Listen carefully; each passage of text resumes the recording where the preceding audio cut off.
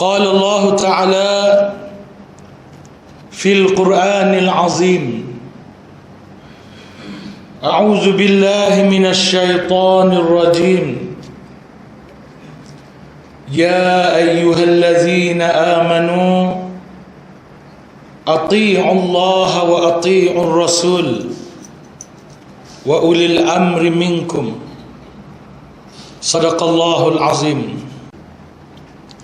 Yang bermaksud ya ayyuhallazina amanu, wahai orang-orang yang beriman, ati'ullah, taatlah kamu kepada Allah, wa ati'ur rasul, dan taatlah kamu kepada Rasul, wa ulil amri minkum, dan juga kepada orang-orang yang memiliki ataupun mewakili urusan kamu. Di mana tafsiran huraian yang saya akan bacakan pada malam ini lebih menjurus kepada frasa ulil amri minkum. Sebagaimana yang tuan-tuan dapat tengok di papan slide sana, frasa yang saya merahkan, itulah frasa yang menjadi fokus kepada tafsiran dan huraian yang saya nak bacakan pada malam ini. Qala rahimahullahu fi Jami'il Bayan, berkata Abu Ja'far Muhammad bin Jarir At-Tabari di dalam kitabnya Jami'il Bayan, wa ikhtalafa ahlu ta'wil fi ulil amri alladzina amara Allahu ibadahu bi ta'atihim fi hadhihi al-ayah. At-Tabari kata telah berselisih para ulama tafsir pada frasa ulil amri, iaitu mereka yang memiliki urusan kita atau mereka yang mewarisi urusan. Alladzina amarallahu ibadahu, yang di dalam ayat yang kita bacakan ni tadi, Allah memerintahkan supaya hamba-hambanya mentaati mereka. Maknanya dalam ayat ini Allah perintahkan supaya ulil amri ini ditaati. Maka siapakah ulil amri ini? Bagi At-Tabari, dia telah menghimpunkan seluruh penafsiran-penafsiran. Kalau tak kata seluruh pun, sebahagian besar penafsiran-penafsiran oleh para ulama, oleh para sahabat, oleh para ulama tabi'in dan tabi'in. Seluruh tafsiran mereka dihimpunkan dan disimpulkan kepada 4 pengertian. Yang pertama, kata At-Tabari, faqala ba'duhum, berkata sebahagian para penafsir, sama ada dari kalangan sahabat, tabi'in dan tabi'in, humul umara, ulil amri minkum itu adalah al-umara, yang membawa makna raja atau juga membawa makna pemimpin, raja atau pemimpin. Thumma saqa bisanadihi man qala dhalika wa minhum Abu Hurairah wa Ibn Abbas wa Maimun bin Mahran wa Ibn Zaid wa ghairihim. Kemudian At-Tabari menyebutkan sanad, siapakah yang memberikan penafsiran sebegitu. Siapakah yang menafsirkan ulil amri sebagai umara, al-umara, iaitu Abu Hurairah, Ibnu Abbas, Maimun bin Mahran, Ibnu Zaid dan selainnya, dan lain lagi. Ramailah lagi yang tidak disebutkan di sini. Adapun Pengertian kedua diberikan kepada ulil amri adalah sebagaimana kata At-Tabari lagi, wa qala akhirun, dan berkata yang lain-lain, hum, ulil amri itu ahlul ilmu wal fiqhi.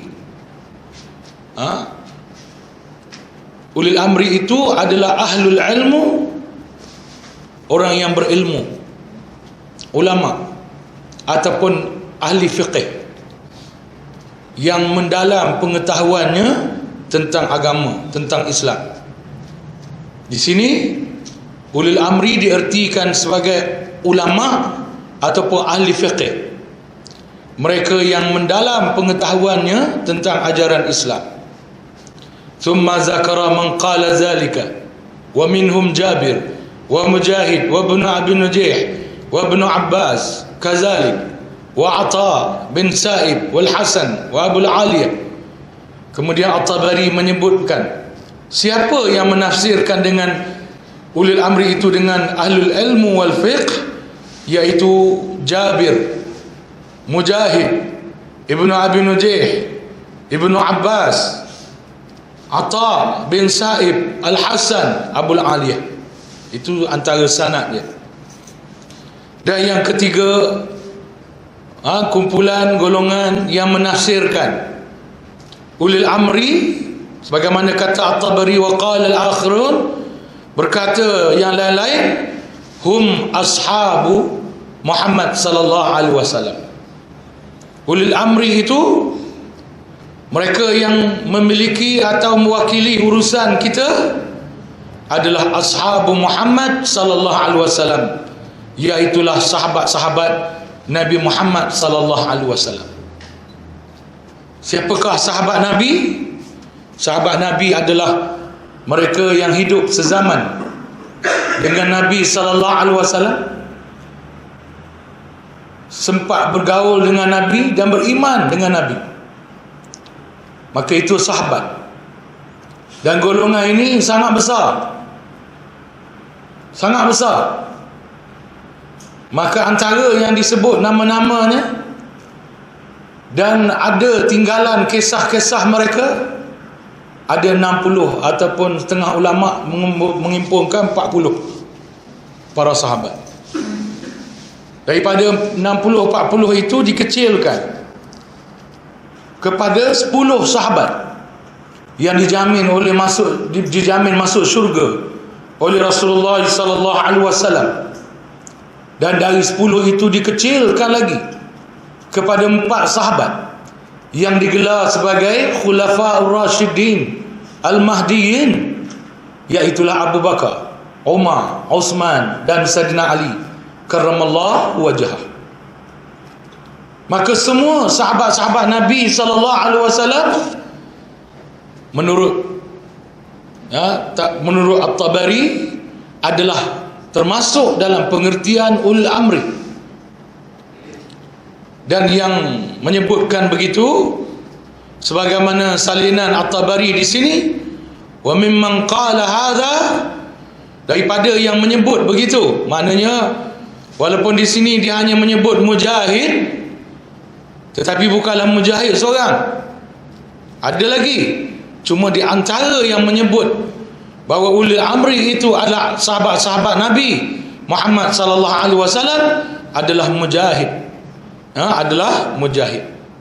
Dan yang keempat, kumpulan yang menafsirkan ulil amri sebagai Abu Bakar dan Umar.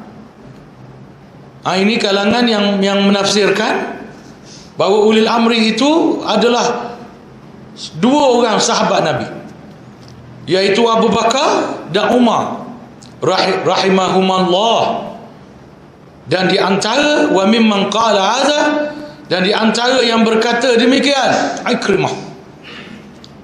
Maka kalau ikut kesimpulan At-Tabari ini tuan-tuan, ulil amri diarti dengan 4. Bila diambil tafsiran-tafsiran para sahabat, ulama tabi'in dan tabi'in, ada 4 kesimpulan.